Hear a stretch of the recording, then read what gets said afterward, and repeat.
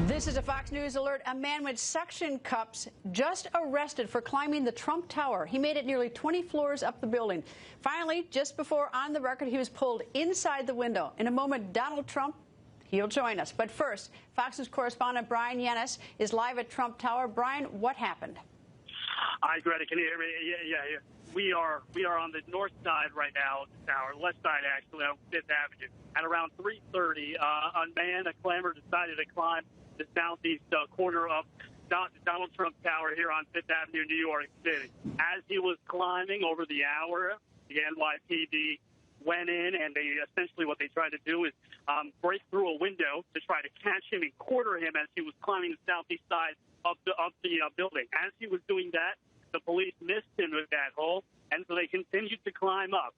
So what happened was, over the course of a few hours, hundreds of people stood on the streets here watching, looking, oohing, and aahing as he climbed the southeast side of Trump Tower.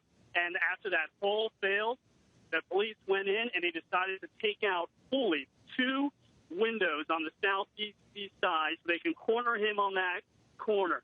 Once they cornered him using those 2 windows holes, and they also used those window washers, they cornered him on 3 sides, and they brought him in through the window. And they dragged him in. Right now, we are waiting for him to come out of Trump Tower. This is going to be a perp walk, essentially.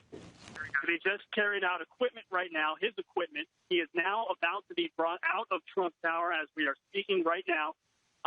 Again, this was a 3-hour affair. It began around 3:30 as he began to climb outside of the tower.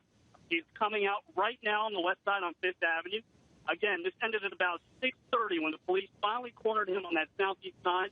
They took out 2 full windows and used what the police would use, people would use to wash the glasses on these buildings, and they trapped him in that corner and brought him in after about a 3-hour affair. Right now, we are waiting for him to be brought out. NYPD here, hundreds of people on the streets here on Fifth Avenue. Traffic has been stopped here on Fifth Avenue completely. You've got people here who are still using their iPhones, people Facebook Living, taking photos. This was the scene for about 3 hours here as people were, again, oohing and aahing and just trying to see him. He was using suction cups as he was climbing the southeast side of the building. At one point, one of the suction cups fell, and he just kept on climbing. He just did not stop. And finally, they cornered him. We're about to see him now come out of the building after they apprehended him, and here he is coming out right now on a stretcher. You see him there.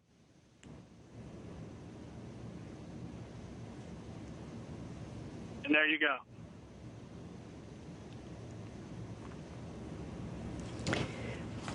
Here it comes. We're on a little bit of a delay. That's why we're just seeing it now. There he is on the stretcher coming out of the building. Why is he on a stretcher? That's a great question. When we saw him being brought in, he was brought in by 2 police officers. And at that point, we didn't see that he was injured. I mean, maybe they brought him in with such force. Obviously, the police did not want him to fall. They had the inflatable mat on the ground ready for him just in case he did fall. But they brought him in with a pretty strong force.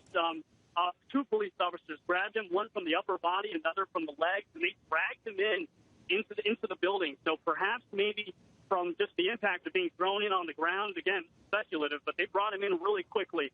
They didn't want to take a chance by essentially grabbing him and not grabbing him correctly, essentially falling. So that's what we're dealing with now. So that's essentially why we think he may be in a stretcher. But he never fell. We didn't see anything in which he fell or anything like that, Greta. Brian, thank you. And, of course, as we learn more about who this climber is, we'll bring it to you right here on the record. Now to Donald Trump. Well, he's not apologizing, and no, he won't be changing his ways on how he responds to controversy. And today he is knocking the mainstream media for twisting his words and using it against him. In moments, former Speaker Newt Gingrich is here, but first, Donald Trump on the record and responding to the outcry over his comments that Second Amendment people need to stop Secretary Hillary Clinton from winning the White House and appointing Supreme Court justices. You're getting a little heat over this Second Amendment comment that you made.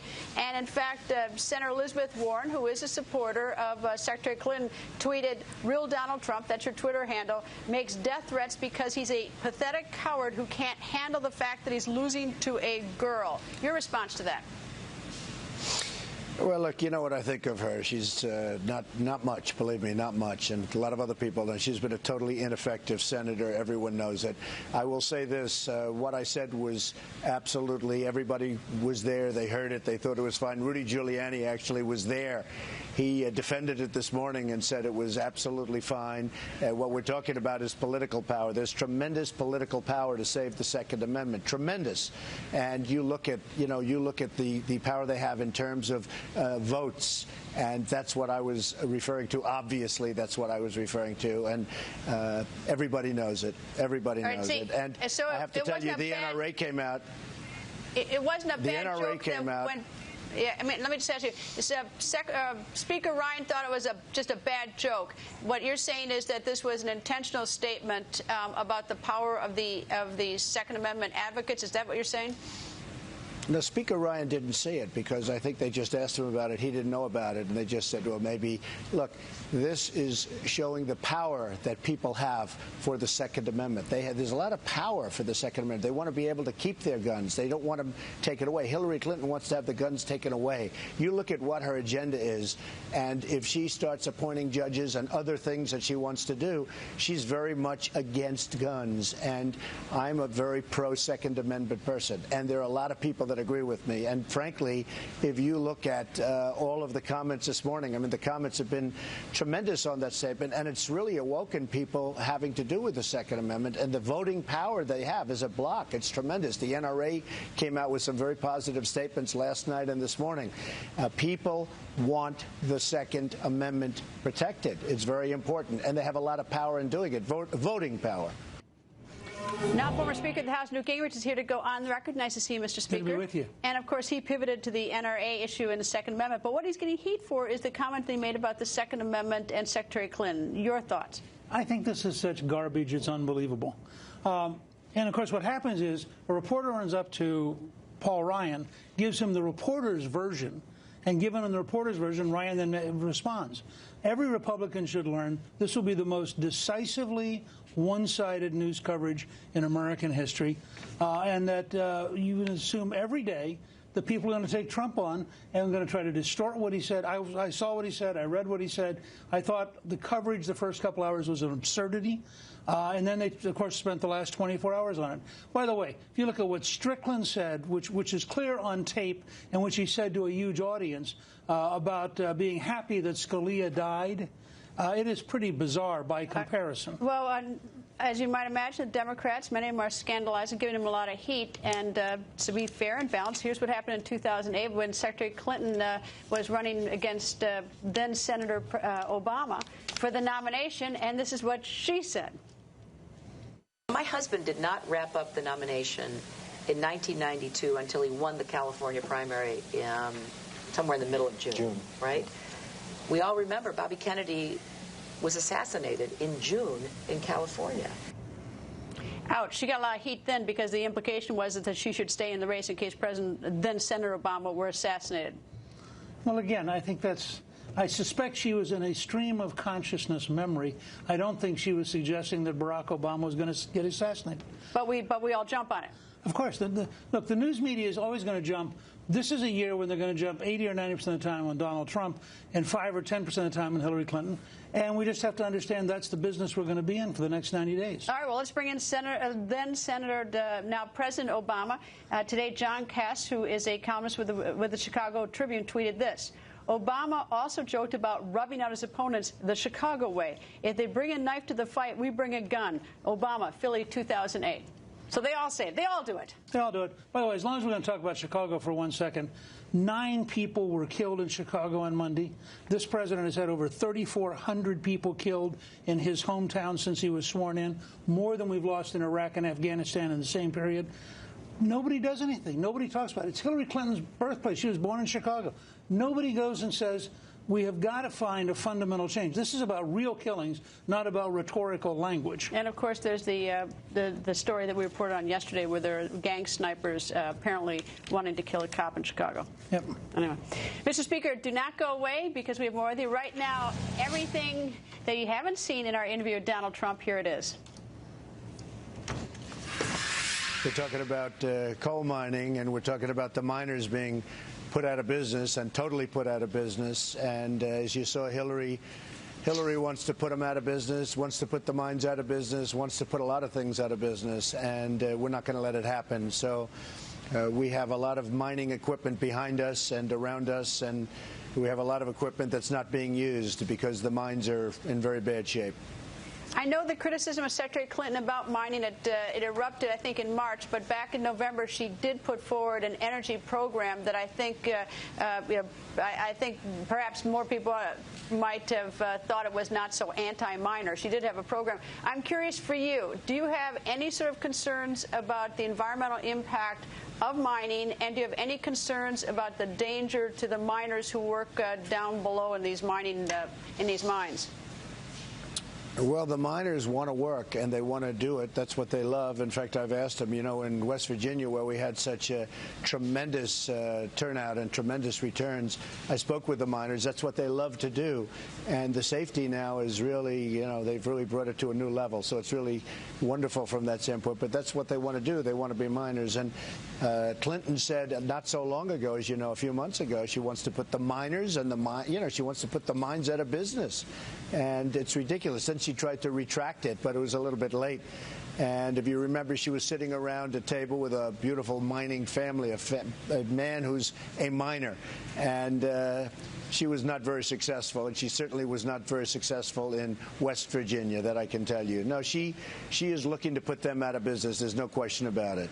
Well, I know the miners are very unhappy with it, but just on a sort of broader perspective, in a Trump presidency, would you be focusing on other alternative forms of energy as well? I'm wondering sort of what your short program is on this. All forms. Yeah, all forms of energy. I want everything. I mean, frankly, you know, clean coal is really a new thing that really does work. And you look at China, what they're doing with coal. They're using coal, and I doubt they're cleaning it.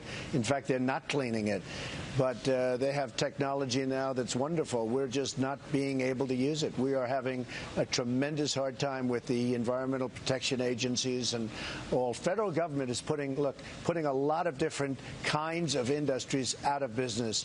But in particular, when you get to energy and the coal and even natural gas is having tremendous problems, we could be energy independent within a very short period of time, but they won't let that happen. All right, George P. Bush, the son of Governor Jeb Bush, has endorsed you, and that's sort of, you know, that's a member of the Bush family. But at the same time, Maine Republican Senator Susan Collins, she says she's not going to vote for you. So tell me your thoughts about you're getting some Republicans inside the tent, but some Republicans are leaving the tent. Well, I'm very honored by George P. Bush. I thought that was really terrific. I saw it. And I watched his statement. I thought it was really terrific. I don't know Susan Collins at all. I know nothing. You know, I don't know anything about her. But she came out. But, you know, people don't talk about all the people that are supporting me. We have tremendous support in Congress. We have tremendous support in the Senate. Jeff Sessions as an example. I mean, we have tremendous support in the Senate. And, frankly, you look at the polls, the way they're tightening up, people are starting to get it. And then you look at what's going on with Hillary, with selling government and, you know, all of the things that have come out today on the front page of a lot of the papers. And you look at what she's doing in terms of pay for play and play for pay and all of the different things, and they name it different, you know, all of the different things she's doing. I'm telling you, it's starting to come out. And look at the way the polls are tightening up, and they're tightening up very fast. And I think a place like Virginia, where I am now, or a place like, as an example, Pennsylvania, I think Pennsylvania is going to be very strong for us. Now, she's spending tremendous numbers of dollars, I mean, tremendous amounts of money on ads. In fact, I just got here, and they say ads are all over the place, and I haven't done that yet. We will be doing it, but I haven't done it yet. We've been very successful in raising money from small donors. We're getting $61 a shot. Last month we raised $82 million. We haven't done it yet, but I will say this. I think we're doing very well, and we have a long way to go. All right, let me turn to the debates, and they're just being set up. They're being arranged. I happen to like the sort of the concept of the Lincoln-Douglas debates where there's no moderator, but that's just me. I'm curious, you know, do you have any sort of thoughts on how it can be, the debates can be more effectively done for the American voter? How would you like to see them done? Well, I'd just like to see a fair moderator. That's all I'm looking for, because, you know, we have a lot of very unfair people treating us as Republican and as conservatives. If you're a Republican and a conservative, you get very unfair treatment. Look at what the New York Times said the other day. They practically admitted it. I mean, I've never seen anything like that. They practically admitted it. But you look at the unfair treatment by the media, it's incredible. But the good news is people understand that. People know it's unfair, and I think that maybe will reverberate, and we'll see what happens. But no, I want to do the debates. I did very well in the other debates, obviously, otherwise I wouldn't be sitting here. And I think we're going to have very good debates. I do think this. I don't think they should put them opposite NFL games, because I think that's really unfair to do that. And, I probably Hillary Clinton would like that, but I don't think they should be opposite NFL games. And I want to see a fair moderator, and whatever else we'll look at. But certainly I want to do the debates. All right. What about the format, and what about selecting the moderators? Are you going to? I mean, what's sort of the impact? What are your sort of thoughts on that? Are you dealing with the debate commission now? Are you having any part of this? We've just started. In fact, I think Rudy Giuliani will be working with them, and Paul and a couple of my people. But Rudy will be very much involved in terms of that. I just think we should have them similar maybe to what we did with the Republican debates, except there'll be two people instead of ultimately there were 17. I guess in the end we had, 17 people we started. We actually had 2 stages, so we don't have to worry about that.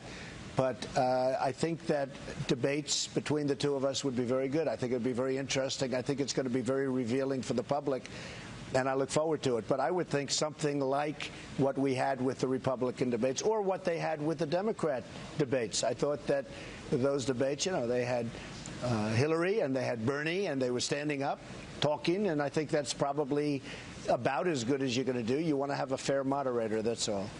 All right. You mentioned the swing state polls, and I looked at the Quinnipiac polls.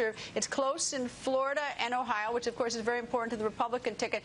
Pennsylvania, not so much. The one I saw was I think about a 10-point difference. But do you have a ground game? Have you already gotten started on that? What are the plans there? We do, and I think we're going to do very well in Pennsylvania. I was a little surprised to see a 10-point gap.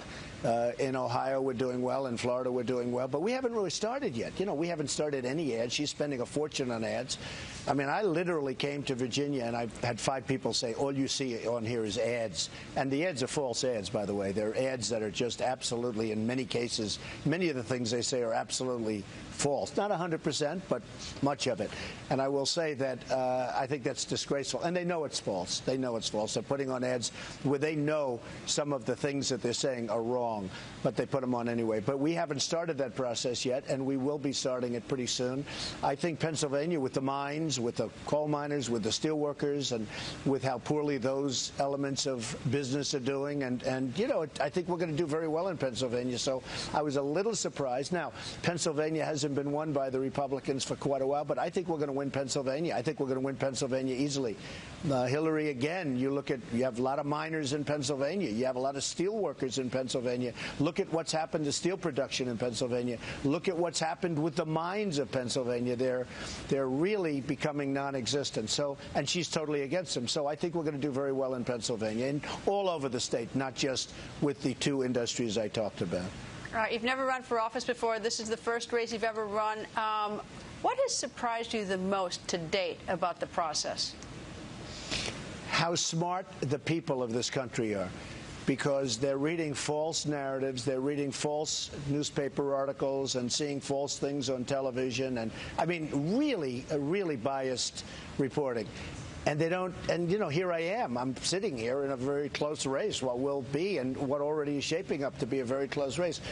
So the people are so smart. They get it. They really get it. And they're seeing it more and more. And I think they're going to get a great lesson. And it's not a fair situation. It's a rigged situation. In a certain way, it's rigged by the media, if you think about it. Now, the other day in North Carolina, I was there yesterday, and we had amazing crowds in North Carolina, as you probably noticed. But we were talking about voter ID. Voter ID seems to be eliminated in North Carolina. I think that's, very unfortunate. Voter ID. Does that mean that anybody can just go in and walk in and vote? That's very unfair. That's very unfair. So we'll be working on that situation with the governor of North Carolina, who is, I think, going to be asking for a stay. But when you see that you don't need identification to go in and vote, or proper identification to go in and vote, a lot of states, fortunately, have been upholding it. But in the case of North Carolina, they didn't. So that's a problem. But look, you know, when I look at the media, how one-sided it is, how biased it is, it's incredible. I mean, it's incredible. Donald, thank you very much for joining us, and I hope Secretary Clinton joins us as well. We've have invitations out for her to join us as well to talk about these issues. Thank you very much. And Hollywood actor Jon Voight backing up Donald Trump. Speaker Newt Gingrich. Plus, are the eerily similar murders of two young women in two different states connected? On the Record's Ted Williams is investigating. That's coming up.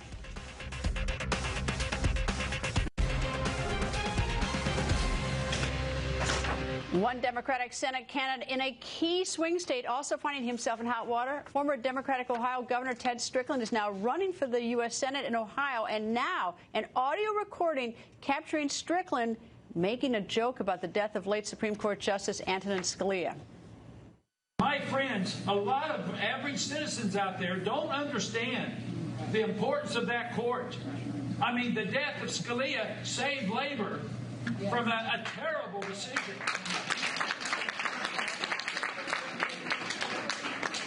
And I don't wish anyone ill, but it happened at a good time. Speaker Gingrich is back, and I should add that since then Strickland has said there was an insensitive remark, and I apologize. Well, that was nice of him. But he said it to an entire labor audience, and you could hear people laughing about Scalia's death. And it's just unfortunate. I mean, it's, again, how partisan we've become, how polarized we've become, that Strickland could even think of that. Well, I went into his Twitter account, and this was what troubled me, is that in reference to the Trump comment about the Second Amendment, this is what he tweeted. This is Ted. This is beyond any decency. Trump just suggested someone should shoot Hillary Clinton. Absolutely disgusting. So he finds that absolutely disgusting, but he finds laughing at the death of someone else as this funny. This is also a good illustration. There is nothing in what Donald Trump said that suggests shooting Hillary Clinton. What he just said, and you've seen Democrats all over the country do this, they take a Trump statement, then they leap out to here, then they condemn this thing out here, which was not in Trump's statement. Well, this is what Secretary Clinton said in part today. She said, let me say something that I think is critical difference between my opponent and myself. Words matter, my friends. So I'm interested to see what she says about the words of the Senate candidate Strickland in a key swing state that could shift the power in the Senate. You were very good at keeping people calm and reasonable on this show, so I'm going to try to respond in a calm and reasonable way. For a candidate who is a liar, who lies about lying, who as recently as this morning had emails revealed indicating that they were selling the Secretary of State's offices in order to raise money, for her to say words matter is bizarre. I mean, she's done nothing all year except lie. How could she possibly think words matter if she doesn't use any words that are honest? Can I just say one thing? Everybody hates lawyers. But lawyers, I mean, we don't hold a candle to this kind of stuff. Where everyone is saying the worst. We're saying things about each other both ways. It's like, and everybody, and they always get caught. All the politicians get caught because we have cameras, we have tweets, we got everything. Right, that's crazy. Anyway, Mr. Speaker, thank you. And brand new promise for Secretary Hillary Clinton, and yes, you guessed right, it has to do with those emails. That's next. Actor Jon Voight coming to Donald Trump's defense. The actor telling TMZ that people are distorting what Trump said about the Second Amendment. Panel is here from the Boston Globe, Tracy Jan, and from the Weekly Standard, Christine. Tracy, back in 2008, we played the soundbite. Secretary of State, then Senator Hillary Clinton, made a statement about RFK and assassination in reference to perhaps suggesting that maybe then Senator Obama would get shot. And we jumped out. We hammered her unmerciful in the media. Now this Donald Trump soundbite. Is Jon Voight right that we're making too much out of this? His supporters, it's not going to affect them at all. They're going to stick with him, and they don't think that he's inciting violence. I think the biggest damage is that it draws attention away from Hillary Clinton and her many shortcomings. Look, she should be having a bad week, too, with all this release of her emails, and that should be what Donald Trump should be focusing on, not recovering from this. Chris? Yeah, this is one of those things where I would say 2 points. Number one, it's probably a good thing that their campaign's message coming out of this has been uniform. If you remember the Conf family controversy deal that carried on for 96 hours, in the wake of this now, Trump and his campaign surrogates have all been on the same page. The NRA's out, dropping $3 million for him, so that's been a good thing for his campaign.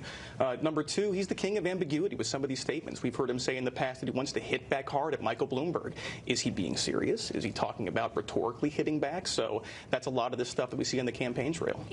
There's so many important issues, and I'm guilty of this too. I mean, I asked him about this stuff too. But I mean, even like he's in Virginia and West Virginia tonight, and actually Florida as well tonight. He's all over. But there are things like energy, coal. I mean, the whole issue is, what should we do about coal miners? What about the environment? What about alternative energy? I mean, we never really, in the media, we don't get to those things. We're too busy saying some of the weird stuff. Or we're covering the weird stuff that he's saying. He's distracting from his own message. Just a day ago, he was giving a really great economic plan and getting his campaign back on course, and now we're talking about what he meant with the Second Amendment. Yeah, that's one of these things that's the modern media cycle. I mean, it's like you say, we're all guilty of it to a certain extent.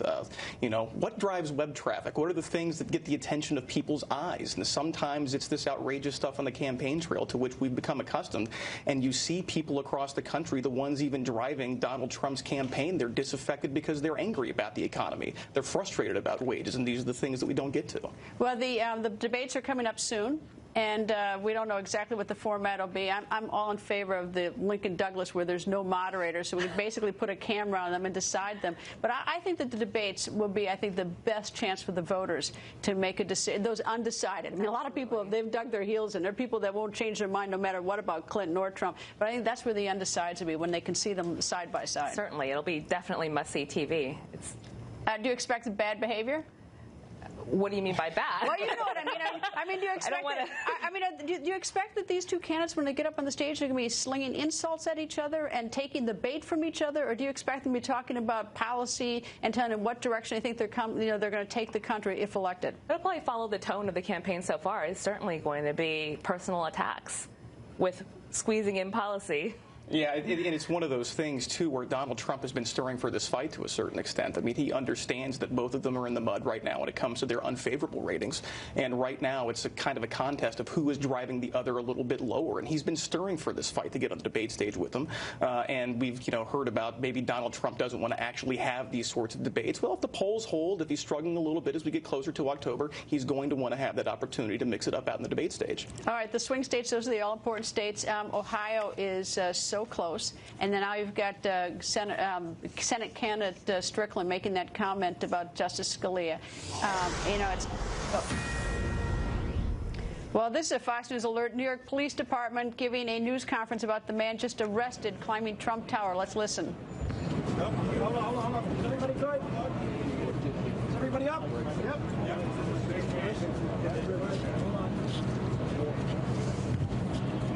All right, Chief. Good evening, everybody. I'm Chief William Morris. I'm the Chief of Manhattan South.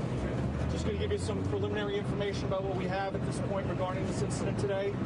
At about 3:30 this afternoon, we received a 911 call for a male who was scaling the outside glass here at Trump Towers. The address here is 725 Fifth Avenue. Responding units from Midtown North came, and they observed a male on the outside of the atrium, which is approximately the 4th floor of this location. The responding units secured the interior of the Trump Towers, working with private security here, then also utilizing additional resources from patrol and also the Strategic Response Group and the Critical Response Command, and also including the Traffic Management Center. We extended our perimeter beyond the building to the outside area in this vicinity. Once we had stabilized that perimeter, we requested the fire department and the emergency service unit. The emergency service unit, under the command of Chief Giordano, responded to the scene, took tactical control of the situation, and commenced operations. Yeah, the part responding to the job, we got it as a jumper. Somebody attempted to jump from the building. Emergency service personnel responded. Our first contact was on the 5th floor of the atrium. We were able to establish break a vent window and establish some type of dialogue. We then secured 3 jumper airbags and numerous amount of equipment for a high-angle rescue job. The individual continued to ascend and go vertical and horizontal at different times, at which time what we tried to do is try to isolate and contain him to a point where we would give us a tactical advantage to take him into custody. We wanted to proceed slow. We didn't want the individual to fall, so we wanted to do it in the most safe manner as possible. We got to a point where we came up with a very good plan with the emergency service personnel that were on the scene. We wanted to remove some of the glass and, again, try to prevent him from ascending any further up. We had some assistance from some glaciers that were on the scene, that we brought to the scene. They were very instrumental in assisting us in removing the panes of glass, also utilizing a scaffolding and lowering some of ESU personnel on the side of the building all the way from the 55th floor down, to isolate him to a point where he no longer had the advantage of ascending. Once we removed the panes of glass and he got to a point where his only way to ascend was to go pretty much through a probably 2 feet pane of glass between the scaffolding and the officers that were at the window on the 21st floor. We pretty much advised him that putting his suction cups and all weight on that window would possibly cause it to crack. Again, that information, the glaciers was very influential in providing that information to us. And then once he proceeded to pretty much ignore that and he tried to ascend, Detective Williams and Detective Walker found they were in the opportune moment to tactically take advantage of that opportunity and bring that individual into safety through the window. All right, Lieutenant Lasitra was the ranking supervisor at the location, as well as Inspector Galvin and Inspector Finnegan, who were actually coordinating with me on the 21st floor. So again, we had a real good plan between ground operations and tactical operations on the level where the individual was climbing to take that person into custody and in a safe and most efficient manner as possible. And this, go ahead. Chief Bill Aubrey, Chief of Manhattan South Detectives. This individual is a 20-year-old individual from Virginia. He came up here yesterday. He's staying at a local hotel. What he explained to us is that he wanted a personal meeting with Mr. Trump, and he posted a YouTube video on Tuesday. That YouTube video explains that he's an independent researcher, and he wanted to meet with him, and that's the reason why he was climbing this building. At no time did he express that he wanted to hurt anybody. His sole intention was to meet with Mr. Trump. Took 3 hours to get him in custody, and upon getting him in custody, he explained the same thing, that he wanted Mr. Trump's attention, and he wanted a meeting with him. Okay, any questions? We'll take some questions. What was in the backpack? In the backpack were what we got from him were the 5 suction cups. We have identification that we recovered from him. There's various identifications. He was explaining that he previously went by one name and now he goes by a different name. We're researching that. We're looking into that. It's part of the investigation. Where was he taken? What's that? Where was he taken? He's taken to Bellevue Hospital. He's going to be psychologically evaluated, and he's going to be placed under arrest. We're working with the Manhattan District Attorney's Office to determine the appropriate charges. Chief Aubrey, does it appear that... Chief, I'm going to talk about where he's... I'm sorry, what? I mean, it appears like he knew what he was doing. Yes. He was there to climb, so many floors. Any background of him as a climber? We're looking into that. The suction cups could have gotten, he could have gotten them from any mountain climbing type facility or store. So that's part of the investigation. We're going to look into all of that. Where was the Secret Service during all of this? During the course of the operation, we were in a consultation with the Secret Service throughout it. With the building so secure with Secret Service and NYPD, how did the guy even get close to being able to climb up? That matter's under investigation at this point. Did he put up a fight where he was being swung in? We talked to the detectives.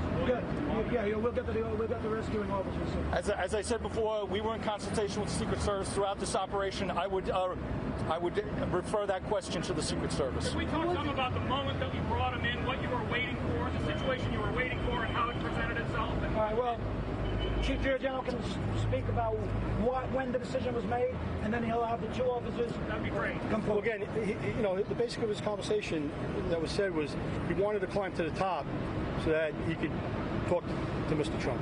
That was the basis of most of his conversation. But again, what we wanted to do was get to a point where we would have the advantage, again, to be in close enough proximity to safely secure him and take him into custody without endangering any of the officers, and again, endangering even his life. So when he got to the point, like I said, when he was on that pane of window, where if he would have put all his weight, there was a possibility it could have cracked. All right.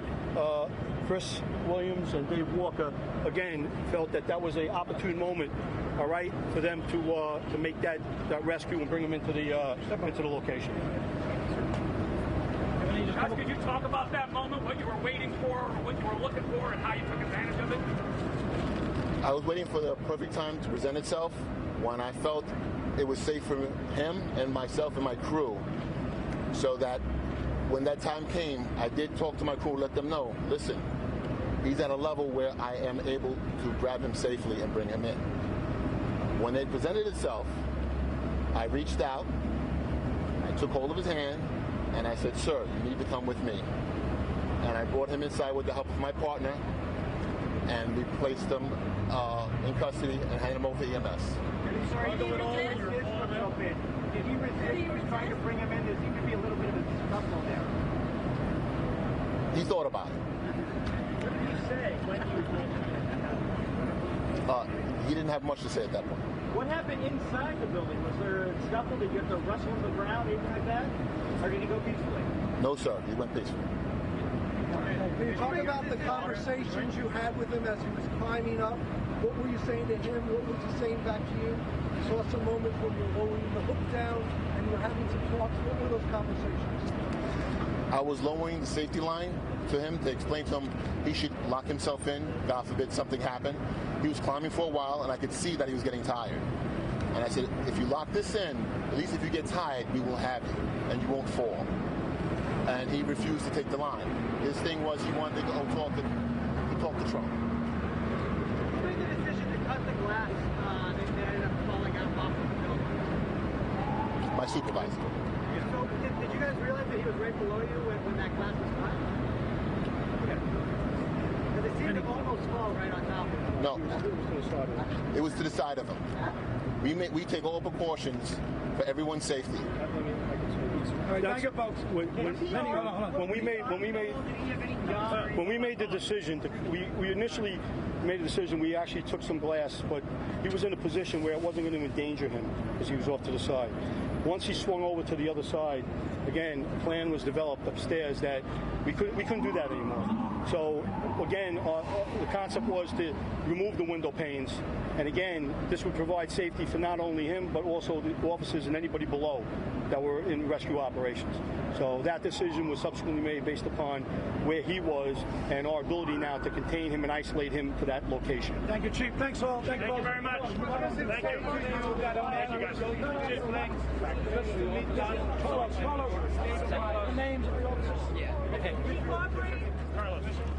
And we're going to take a quick break. We'll be right back.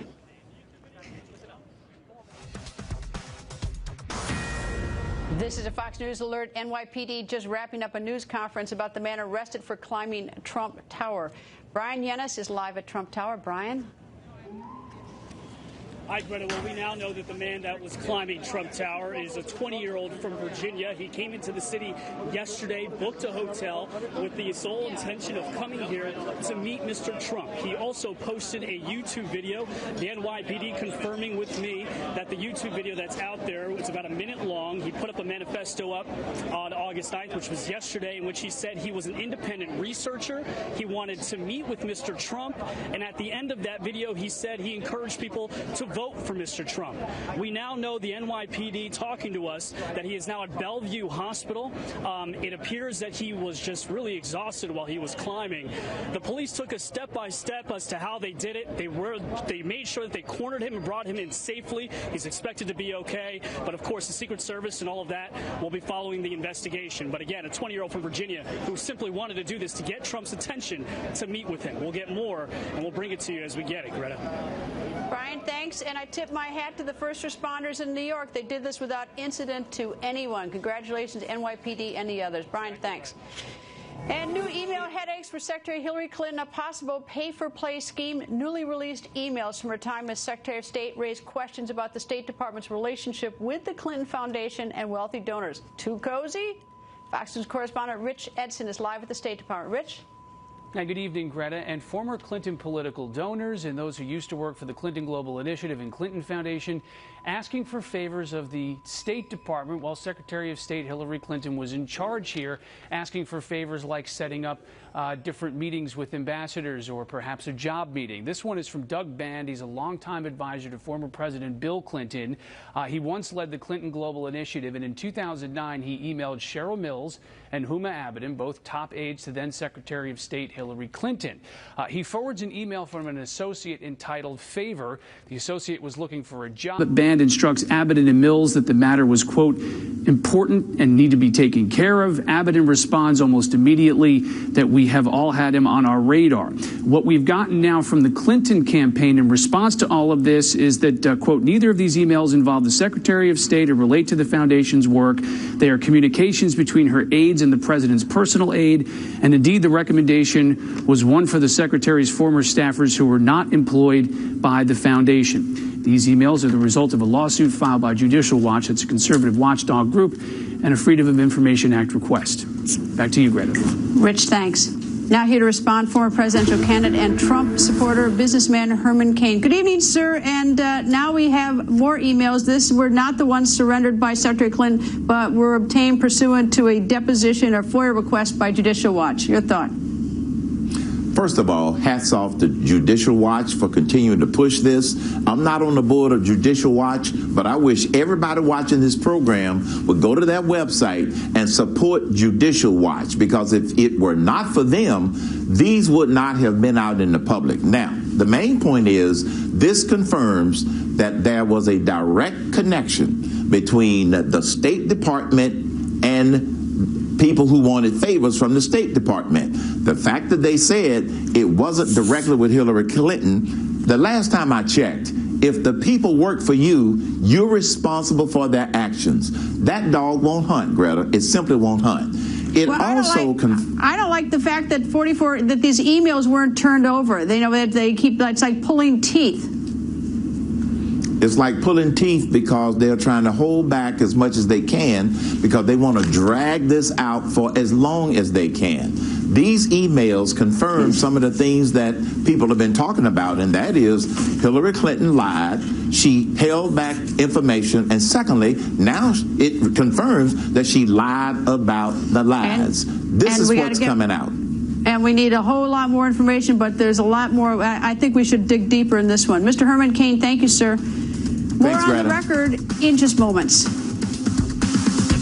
Back to the big story this hour. The man arrested climbing Trump Tower is now in police custody. The 28-year-old from Virginia came to Manhattan specifically to climb Trump Tower and to try to speak to Donald Trump. He posted a YouTube video yesterday for Donald Trump, and in the title it read, "Why I Climbed the Tower." You can see this video on my Facebook page, so go to my Facebook page.